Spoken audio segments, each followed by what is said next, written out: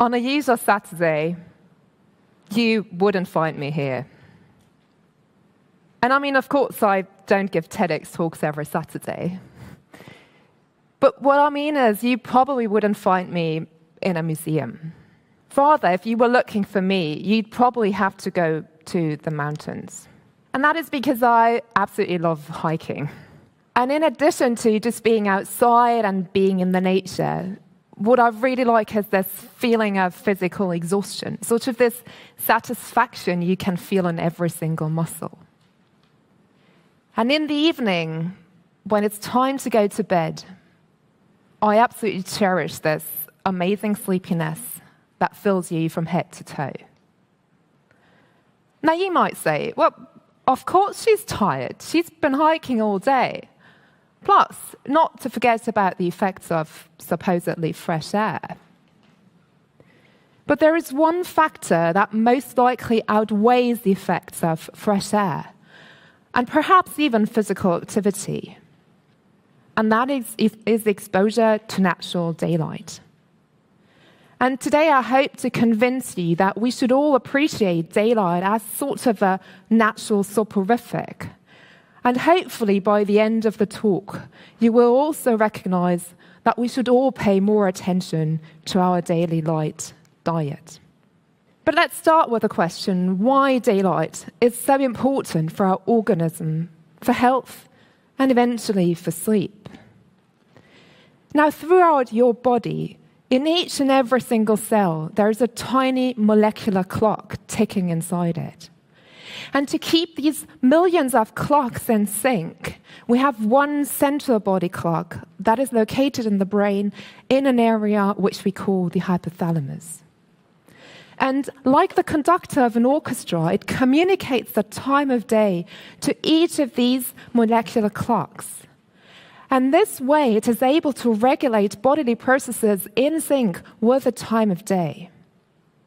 For example, it causes your body temperature to increase in the morning and to decrease in the evening.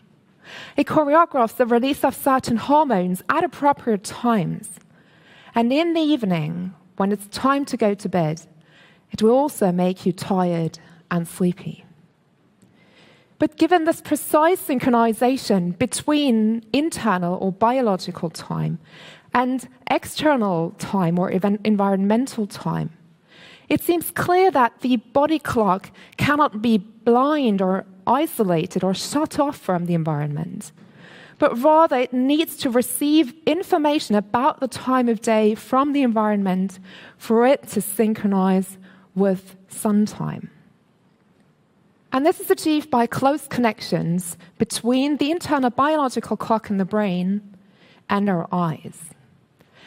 And now you may know that in the human retina, there are different types of receptors, photoreceptors, so receptors that sense light.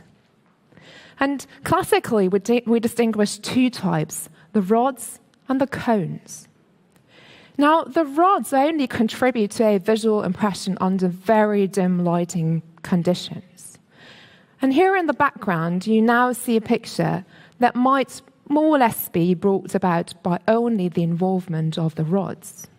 And what you can see is that it's only shades of grey, it's slightly blurred, and around the point of fixation, which is indicated by the grey dot here, you have a little scotoma, so an area where you can't really see anything. Now, who recognizes what that is? Yeah, excellent. But it's going to be way easier, and the majority of you will recognize what it is when I now switch to the next slide, which is brought about by the involvement of the cones. Of course, it's the town hall of Basel. But now you can appreciate the colors, fine details, and if this was animated, you'd even see fine details in motion. But this is not the whole story.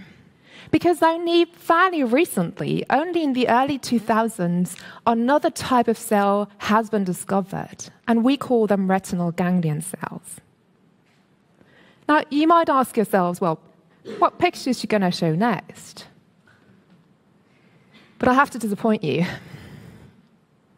I'm not, and I actually can't show another picture, because from all we know, these cells do not contribute to a visual impression. But they're exclusively designed to sense short wavelength proportions in daylight. Sometimes we also call this blue light. So they're designed to extract important information about the time of day from the environment and pass this on to the internal biological clock in the brain. And I guess you've all experienced how well this biological timing system, this connection between our biological clock and the external world or our eyes, works when we, for example, travel across time zones. Now, how much light do we actually need? How much light is enough for the positive effects on, for instance, sleep to occur? And I have to admit, this is not so easy to answer. But I think what we have to keep in mind is that the biological timing system has evolved under the open sky and not in offices or museums. So it is also optimally tuned to the conditions we find outside. Office light or light in rooms is in no way comparable to what we find outside. And therefore, from a scientific perspective, I can only recommend you to spend as much time as you can under the open sky, but try to make it at least 30 minutes per day. Now let's finally talk about sleep. And I've repeatedly alluded to the fact that daylight is beneficial and important for sleep. And in this context, I'd like to share a little story. So last year, I had to go to hospital for surgery. And generally, the hospital environment is a very challenging one for sleep. Because you spend way too much time in bed not moving much. You might be in pain.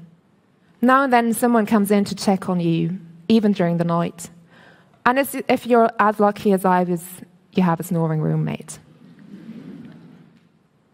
And because you, of course, don't get a lot of daylight. And that's why many people, while they're in hospital, ask for sleep medication. But as I consider myself to be a generally good sleeper, and also because I know how these drugs work, I didn't want this. But I knew there was something I could do to help my body sleep as well as possible, even in this situation. And that was to maximize exposure to daylight. Because as a sleep scientist, of course, I know about the research findings. I know that the more daylight that you get, the more tired you will be in the evening, the easier it will be for you to fall asleep, and the better the experienced sleep quality. And in addition, daylight exposure has also been shown to increase proportions of deep sleep, which again has been linked to processes of tissue repair. Something not to be underestimated after surgery. And beyond the effects on sleep, we know that patients in brighter rooms experience less pain and less stress. And also the effects of daylight on mood are well established. So I thought it might be time for me to put into practice what I often preach. And I have to confess that usually I'm much better at giving advice than following it myself. But here's what I did. So first, when it became free, I asked the nurses to move my bed to the window place. Because that does not only give you power of the fresh air supply, which is highly recommended in the hospital, but it also maximizes daylight exposure even though you're inside. Second, as soon as I could leave my bed again, I went to the park for short walks. And last, every meal I had, I tried to take on the little balcony. Did it work?